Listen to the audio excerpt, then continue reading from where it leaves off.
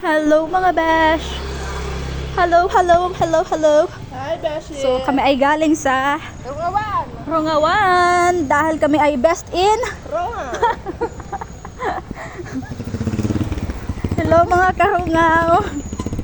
So papunta na kami ngayon sa munisipyo dahil ako ang chairman ng ngayon, wellness activity for nutrition month at dahil ngayon ay National Disaster Resilience Month. Hello Beshies! Hello.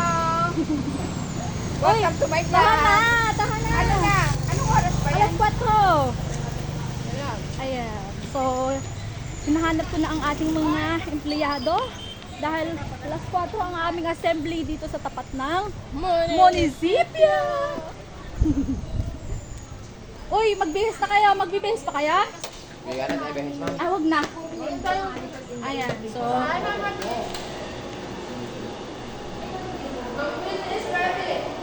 Ma'am Query is ready.